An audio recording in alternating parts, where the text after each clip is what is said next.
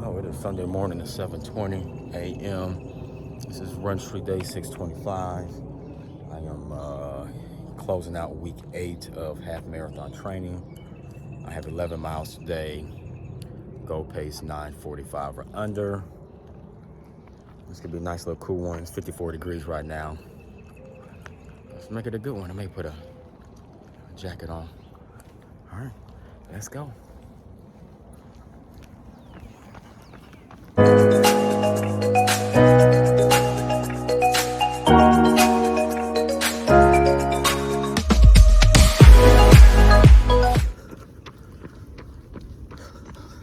Hey, welcome back to another episode. I am Matt. I am the Bear Runner. Today we are on Run Street Day 625, week 8 of my half marathon training. My half marathon is in about 18 days. This week has also been another crazy week. I think I had to flip-flop a couple of days. My easy days during the week are like 3 miles or a mile because I'm still streaking. Tuesday I did my speed workout. That was, I think, roughly about 5 miles with 9 to 10 hill sprints, 30 to 45 second hills. So I kind of got that in along my route.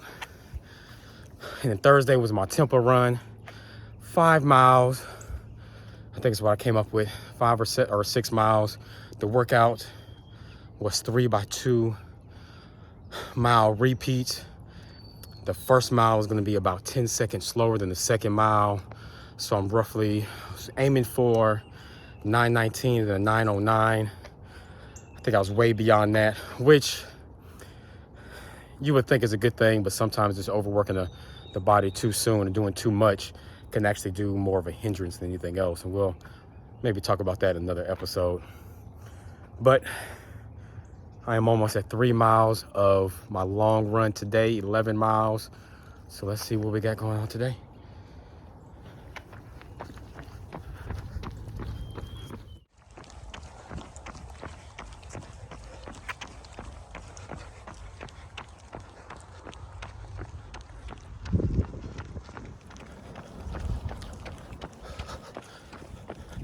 All right, so I am almost at mile 5 of 11. The goal was to do about a 9:45 pace. I'm roughly around a 10. And I just woke up feeling kind of weird. As you see in the beginning of the video, I did my normal stretches, and the goal today was to make it as close to race day as possible. I know it's a half marathon, but for me, I like to kind of get into the act of what I'm gonna do and how I'm gonna wake up. I had my toast with peanut butter and honey. Now it was white toast. Normally I have cinnamon and raisin toast, but I gotta make do with what you got.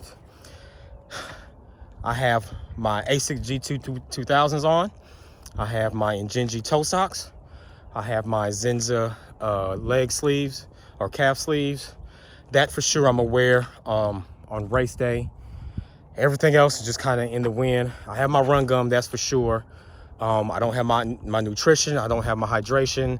I literally just have water in here. It's really throwing me off. I'm not used to drinking this much water during a run. But even during the run, my stomach felt a little weird. I mean, I used the bathroom, everything like that, but probably about 2 miles in, I had to find a tree and just go about it. But that's what's going on right now. This is going to be the other part. This right here, once I finish this, it'll probably put me another 5 miles. So I'll be close to 10. And I'll probably just run around the block to make it 11. So let's see how the rest of this run turns out. So I am at mile 7 right now. 9:44 pace, which is good. Starting to feel a little better. Found me another porta potty, which I remember there was a time before I planned out routes. Make sure there's porta potties along the route. I'm glad there's still a few literally standing. I'm feeling good. Found me a nice little section of dirt where they're building new houses. Got a chance to run on that. Just a break of the pavement. Feeling good. Let's see what the next couple of miles holds. Let's go.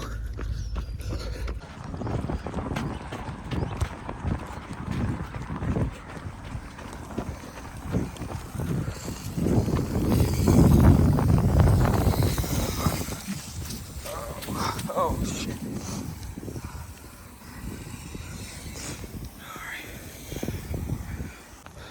So about 8 miles in, I figured I'd get a video of the sprinklers, but I didn't realize that I have mud caked up on my shoes because that ground around there was wet.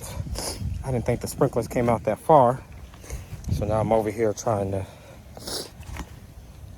get this off of my foot. This is a little annoying.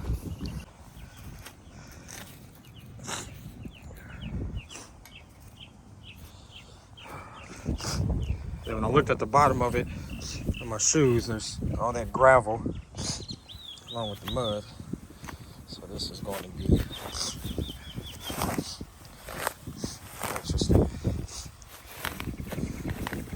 Tell me, what was the worst thing you guys encountered on a run? This is ridiculous. What's the worst thing you encountered, and how did you overcome that little setback, whatever it is? Hey, I didn't ask you guys, but if you haven't already, make sure you like and subscribe. And let me know also what other type of videos that you guys want to see. All right, I think I got most of this mud off. Most. We'll find out here in a second. All right, let's go finish this run. I'm at 8:20. Let's do it. Look at that guy. Couple of cows.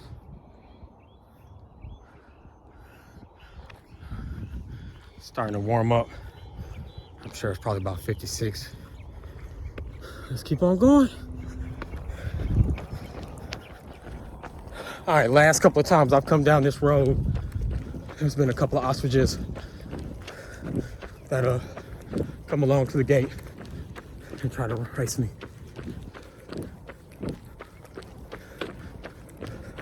Let's see if they do it.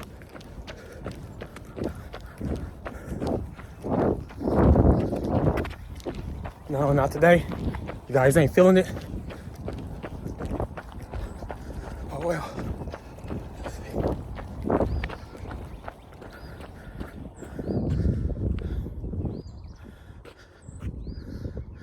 There it is.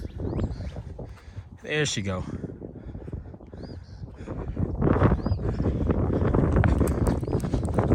Let's see if I can entice him to race me.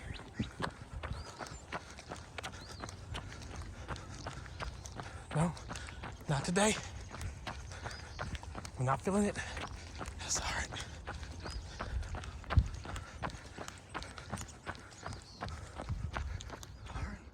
All right, well, I've tried to get them to race me. There's about 10 of them. They had some eggs over there.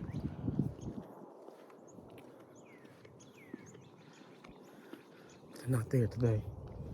They weren't there last night. I'm at 9:10, 9:12 pace. Look at that. All right, I think we can race this time. Let's go, come on.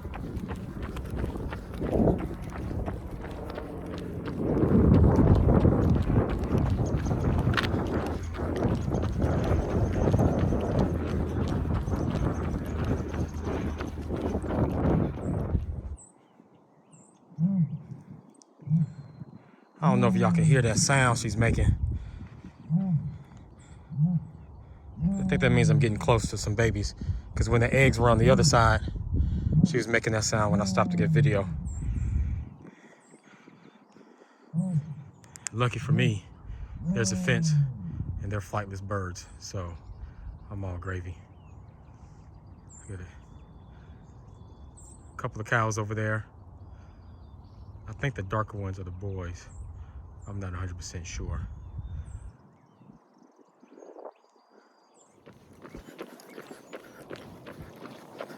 So every time I see ostriches, it reminds me of that Kevin Hart stand-up.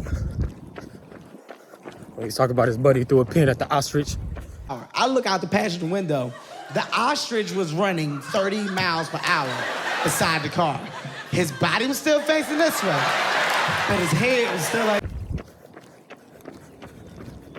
Oh, it came to mind.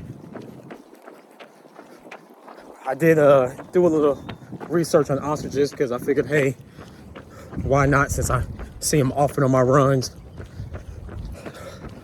They're one of the fastest, if not, I think the fastest land bird, flightless land bird, 43 miles an hour. However, I want to see like a boat versus ostrich. That'd be interesting. I think I got some bison up here too. See if we can find those. Yeah, I think those are bison. Right there.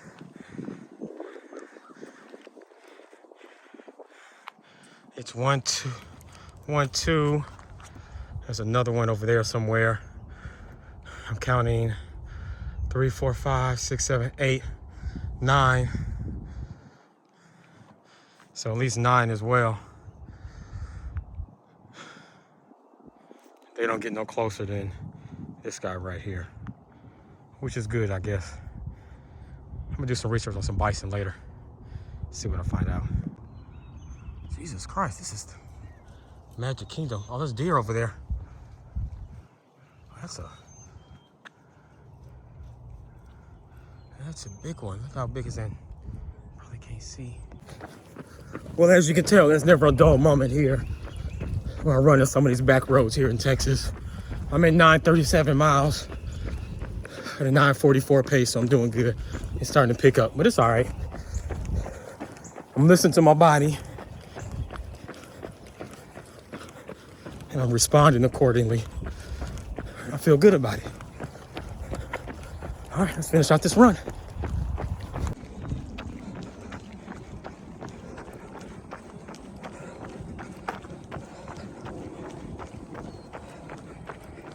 I just finished up my 11-mile run in the 9:37 pace, so it puts me about hour and 45 minutes.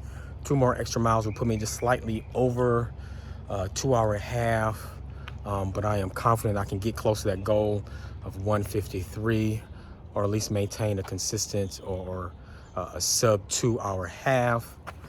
We'll see how it goes. I listened to my body. I just checked my Strava, and all except for my second mile was under 9:45, so that's pretty good. Hey, thank you for tuning in. I am the Beer Runner.